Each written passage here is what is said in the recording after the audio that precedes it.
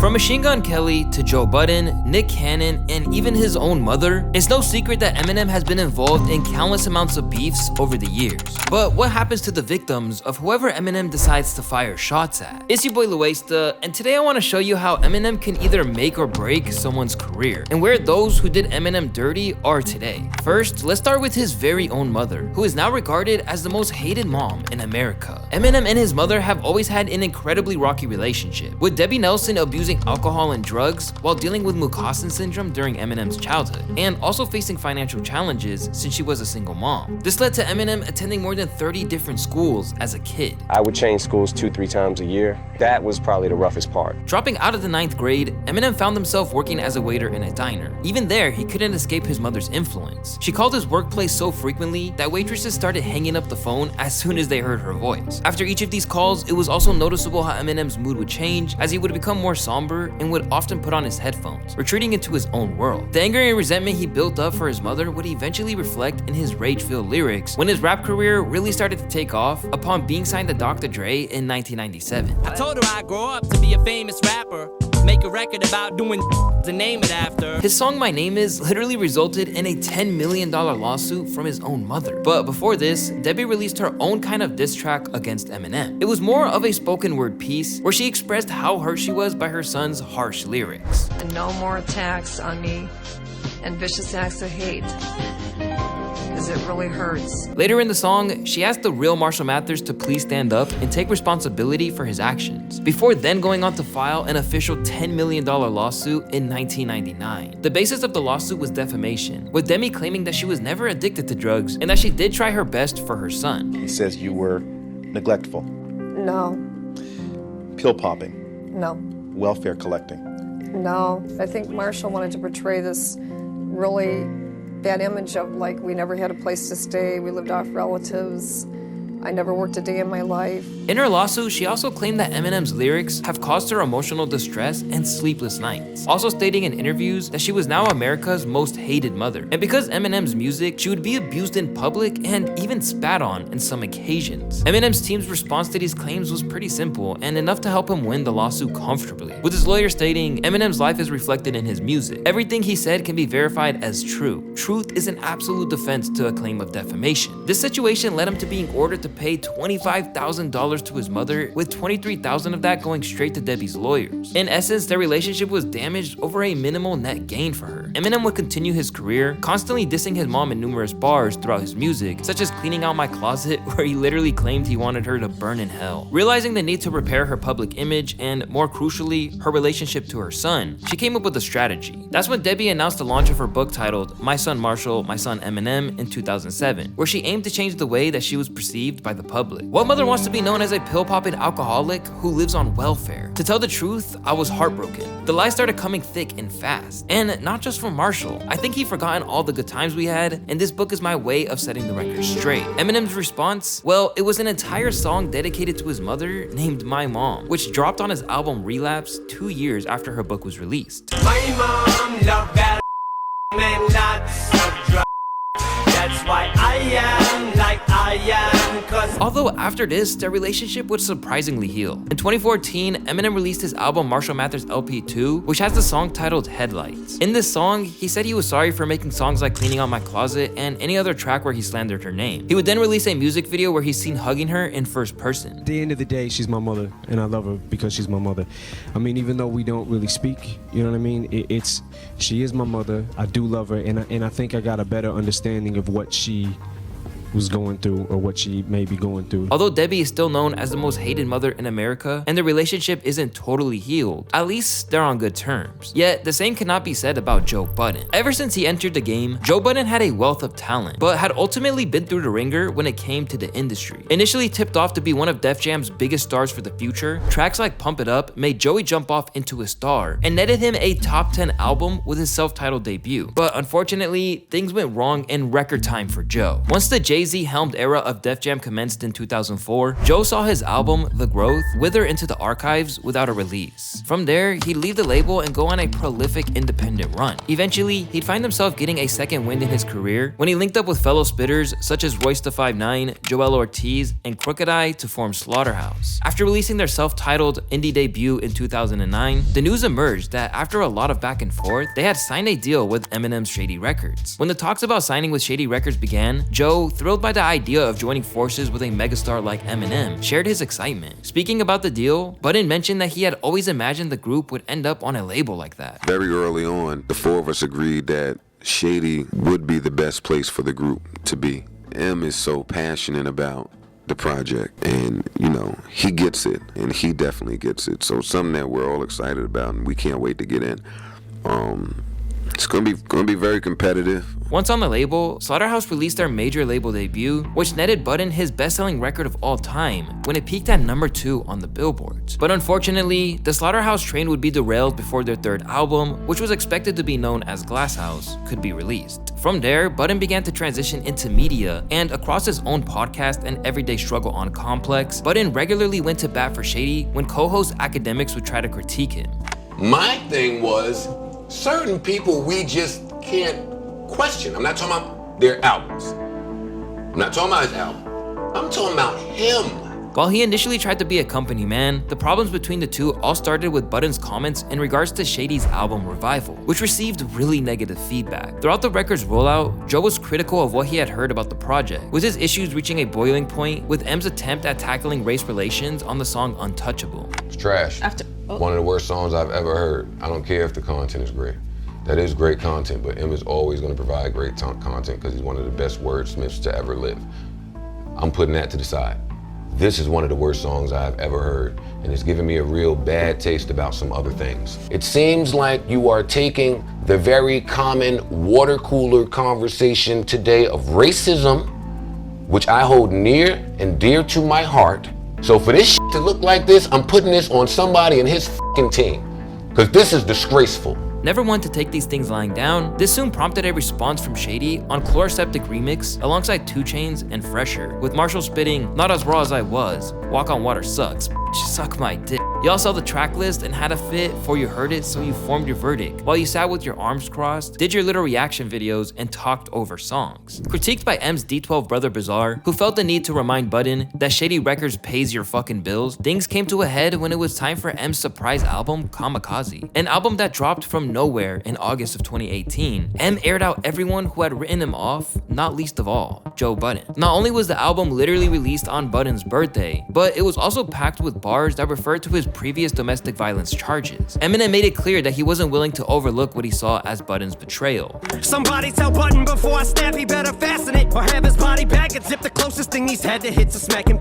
He even spoke about this in an interview with Sway, where they discussed the release. As expected, Budden wasn't always willing to let bygones be bygones. Me and Joe Budden aren't, we're not friends like that. We're not like, we didn't go to the same fucking high school or something, you know what I'm saying? So I get that part, but when I'm out here flying around to different places and doing interviews and trying to use my platform to pump up Slaughterhouse every chance I get, and you're using your platform to fucking trash me. And in a famous episode of JBP, he unleashed his thoughts on Shady and daringly claimed that he was a better rapper. I heard the album, and because I think you don't really know all the members that were in the group, I don't really think you know our history. Let me tell you what Joe Budden has thought this entire time. I've been better than you this entire fucking decade. Talk about all you've brought to the game. You brought a lot more than that, but all of them ain't nice. I hear a nigga that album. This is the first time you ever came out and said that you bodied Hove on Renegade. Why'd you say that? Blueprint came out in 2001. It's 2018. M. Sounded like a Newsflash. You're not in the same ballpark as Hove. Alongside suggesting that there was a lack of substance to his work by claiming that Shady hadn't said anything for the past decade, the battle lines were drawn between the camps. And soon, Joe's Slaughterhouse brothers were taking issue with what he had done. Despite how combustible things got initially, Budden later walked back some of his venom towards Shady when Music to Be Murdered By was released, even if he was a little hurt by the Trader Joe line. The word traitor is just a little misleading. I have no beef with M. I have no problem with M I've only had but so many conversations with M. I've been very consistent in my message. The only problem or issue that I had was in how our business was set up. The end.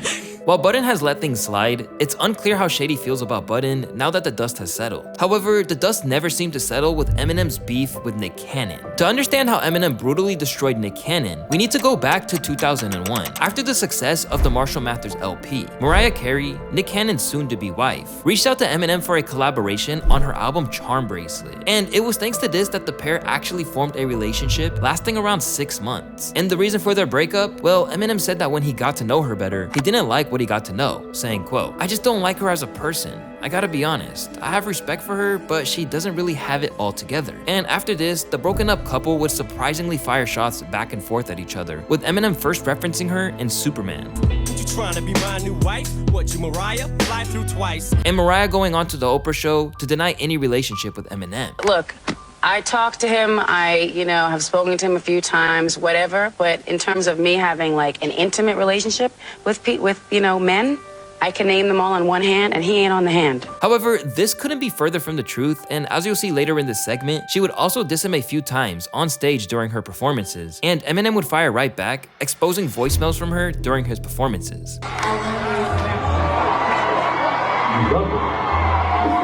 Yo, that sounds like Mariah Carey. That's me.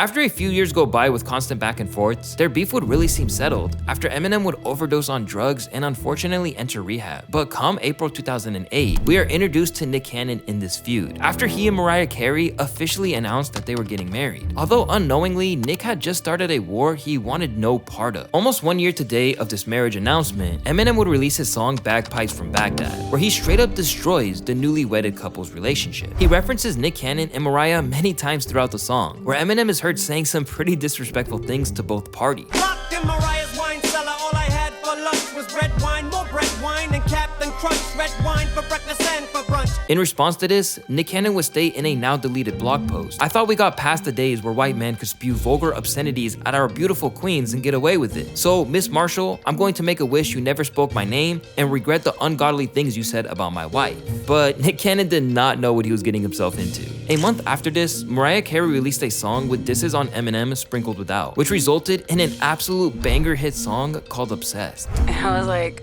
why are you so obsessed with me? But Eminem once again would take this beef a step further after he would respond with The Warning, where he spent an entire 3 minutes going in on Mariah and Nick. In this track, Eminem throws barbs at Mariah and Nick Cannon, revealing details that were perhaps better left unsaid, such as the fact when he went on to quote that he nutted early and ejaculated prematurely. In other bars, he claimed that Mariah was an alcoholic, that he flew her out to his house numerous times, and even threatened to release phone calls between the two of them, which he did partially in verse 2 of this song, where he literally played voicemails of Mariah moaning and acting very sexual towards Eminem. Fans loved this track. Although it's unofficially released, it still managed to receive 18 million views on YouTube. However, things were starting to bubble between the three people, yet it was about to get a lot more intense after Nick Cannon would release his response diss track back to Eminem, titled "I'm a Slick Rick."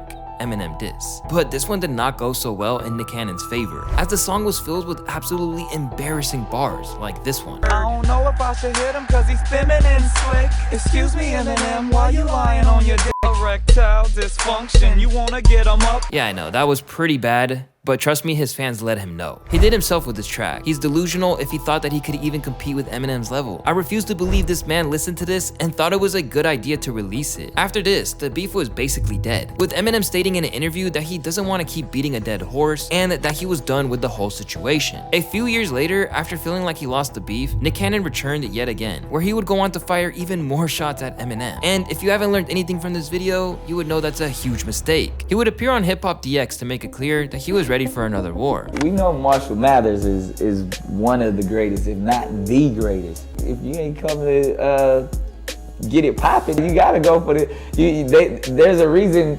that hip-hop was built off a healthy competition. I'm fearless. I have fearless tattooed all over my body, just in that sense where I've never been scared of another individual. I mean, the only thing I fear is God, and he and I have interesting conversations from time to time. Later on, calling out Eminem for a $100,000 rap battle on Tim Westwood. He would then release another diss track on Eminem, which clearly was only for attention and performed even more horribly. So I fuck with crack, but the white boy, he fuck with crack. Pills and smack. She ain't about to relapse. The track was titled The Invitation, and despite receiving 15 million views on World Star, the video would receive 600,000 dislikes in comparison to 100,000 likes. Some notable, if you want to even call them that, lyrics include You and Eminem, How You Mad a Star Burst Onto the Scene, and Should Called Me the New Pac, I Ain't No Killer So Don't Push Me, How the fuck y'all got me battling Elvis Pusley. Yes, he literally said that. This is pretty much where the beef finished, and the results for Nick are awful. Nowadays, it looks like his relevance is on the decline. His beef with Eminem seemed more like a desperate attempt to stay in the spotlight than anything else, and as a result, his reputation has taken a bit of a hit. Guests would come onto his show and just make a mockery of him, such as Mac Miller. Man, I ain't gonna stop you. I don't gotta say anything. Eminem already got you. And his relationship with Mariah is no longer a thing. It looks like Nick found the hard way of what can happen when you tangle with Eminem, but at least his situation wasn't as extreme as the next person we'll be talking about, who actually had to switch genres after beefing with M. In 2012, a rapper by the name of MGK would post to Twitter in reference to Eminem's daughter Haley, stating, "Okay, so I just saw a picture of Eminem's daughter, and I have to say, she is hot as fuck." In the most respectful way possible, cause Eminem is king. Now, an interesting point I have to make is that his daughter was 15 at the time, while MGK was 18. Then, a few years later, MGK would appear on Hot 97 to fire more shots at M, claiming he is the reason he is banned from Shade 45. Certain people won't even listen or review this joint.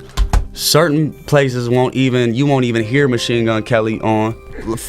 Anybody right? who's trying to take food off of not just my plate, but like a whole city. Initially, Eminem would just ignore this, so MGK would continue to take it another step further by sneak dissing Eminem in his feature on Tech Nine's track No Reason, claiming that Eminem just raps and that he is not a rap god, which at the time, he recently proclaimed himself as on a song that now has 1 billion views on YouTube. I pop cherries and pop stars and popsicles is not hard. Popped in on the top charts at the cop card, so remind y'all you just rap, you not gods. And this called for a response from Eminem, where in Kamikaze, the album where he went for the entire industry's throat, he would call out MGK for sneak dissing, rapping the following on the song called Not Alike. "I'm talking to you, but you know who the fuck you are, Kelly. I don't use sublims, sure as hell don't sneak this, but keep commenting on my daughter Haley. Better hope I don't call trick, bitch. This shit don't fly in our city." And because of these few lines, MGK would release the song that started the downfall of his entire rap career. This was the infamous track, Rap Devil. Somebody grab him some clippers. This f***ing beard is weird.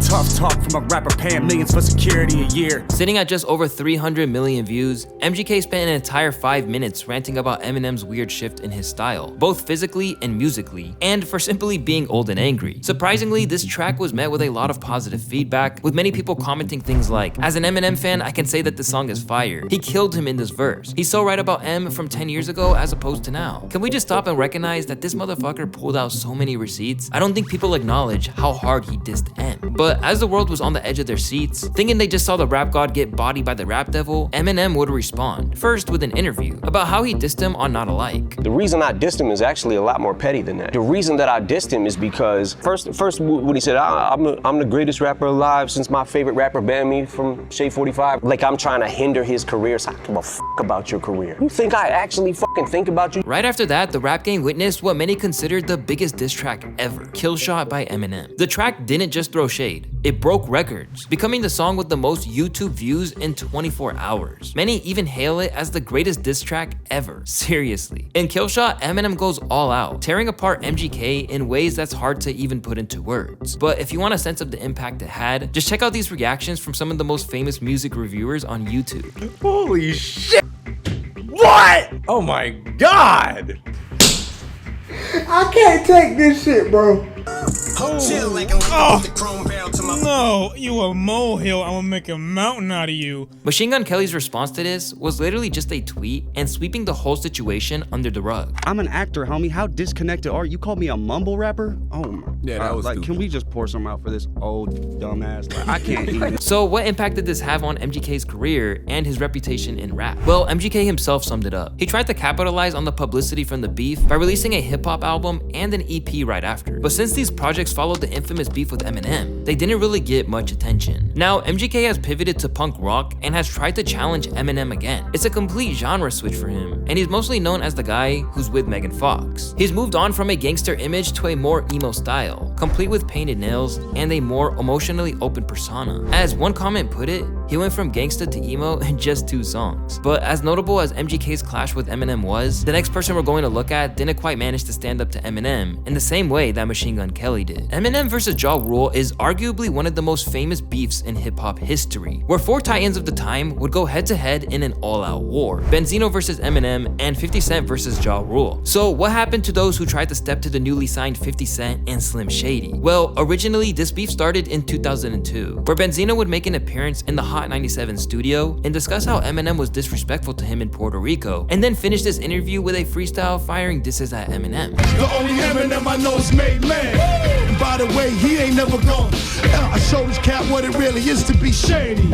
And I don't care how much records he sold. You can't walk through the hood without the men in black. Then a few weeks after this, Eminem and 50 Cent would both appear in the Hot 97 studio to attack Benzino, stating they might have to dig through the trash to find his record. And rather than refer to him as Benzino, they refer to him as Benzo. Then while 50 Cent and Ja Rule are battling it out, Benzino decides to start a full-out war against Eminem, where he would release the track I Don't Wanna and attempt to go for Eminem's throat, saying, I don't care how much records you sold, you can't walk through the hood without the men in black, you disrespect your moms, bitch, you deserve a smack. Then he would also release Pull Your Skirt Up, where he would spit, the 2003 Vanilla Ice, how you playing it? If you ask me, you ain't really nice, you overrated. And this might have just been a huge mistake, as almost instantly, Eminem would drop back with literally 3 raps, and these lyrics are insane. You sit behind a desk at the source, butt kissing, and begging motherfuckers for guest appearances. You can't even get clearances, cause real lyricists don't even respect you or take you serious. It's not that we don't like you, we hate you, period. By the end of 2002, it seemed Benzino and Eminem's beef was over, with obviously Eminem taking the win, and now radio stations were starting to refuse playing any Benzino tracks.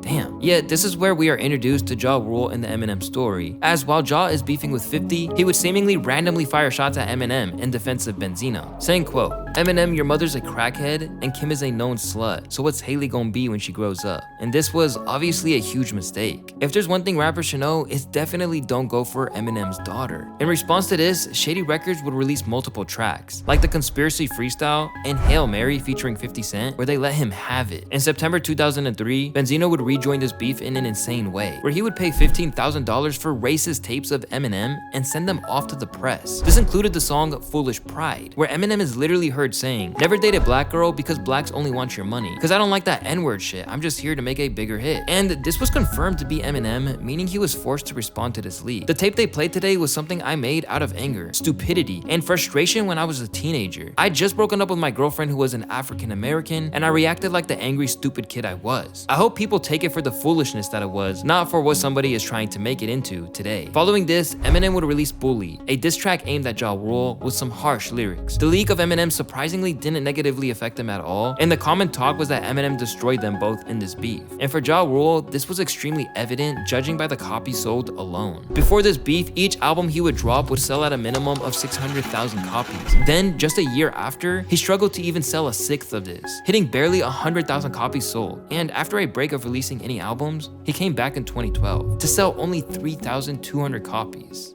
That's cold.